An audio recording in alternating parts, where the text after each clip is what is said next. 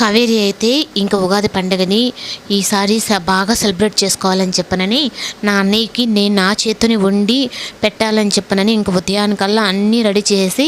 ఇంక సరళ దగ్గరికి అయితే తీసుకొచ్చి పెడుతుంది. ఇంక సత్యం అయితే లేచి ఇంక స్నానం అయినా చేసిన తర్వాత ఇంక ఏంది ఇవన్నీ అని చెప్పానంటే, అదేనయ్యా మీ చెల్లెలు ఉంది కదా, ఆవిడ తీసుకొచ్చి పెట్టింది ఇవన్నీ అని చెప్పనని అంటాడు. ఇంకా కావేరి రూపంతో ఉన్నప్పుడు ఇంక తను కూడా నా చెల్లెలే కదా అని చెప్పనుకొని ఇంక ఒక్కో స్వీట్ అయితే తింటూ ఉంటే ఇవి మొత్తం సేమ్ నా చెల్లెలు చేసినట్టే ఉంది అని చెప్పనని ఇంకా సరళతో కూడా అనుకుంటా ఇంకా పరిగెత్తుకుంటూ ఇంకా కావేరి వాళ్ళ ఇంటి సైడ్కి అయితే పైకైతే వెళ్తాడు. ఇంకా కావేరి అయితే వాళ్ళ నాన్న ఫోటో పట్టుకొని చాలా బోర్ని ఏడుస్తూ ఉంటుంది. నా వల్లే అప్పుడు నువ్వు చనిపోయావు నాన్న, ఇప్పుడు అన్నయ్య వదిన్ని అలాగే చిన్నీని అందరికీ నేనే పెద్ద సమస్యగా మారిపోయాను అని చెప్పని బాధపడుతూ ఉంటే అసలు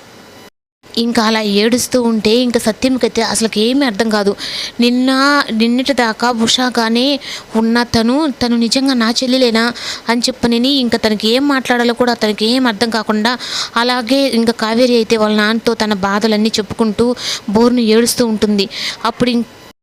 ఇంకా సత్యం అయితే ఇటు కావేరిని కూడా అనుకోకుండా ఇంక వెళ్ళి సైలెంట్గా నా చెల్లెలు ఎంత బాధపడుతుందో చూడు అంటే, చిన్ని చెప్పింది మాత్రం నిజమేను, మా అమ్మ బతికే ఉంది మామయ్య అని చెప్పన్న మాటలు నేనే కొట్టేశాను,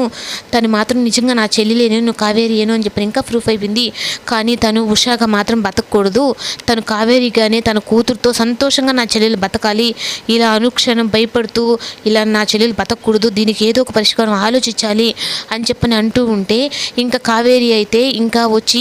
హాయ్ బ్రో అని చెప్పనంటే అనగానే,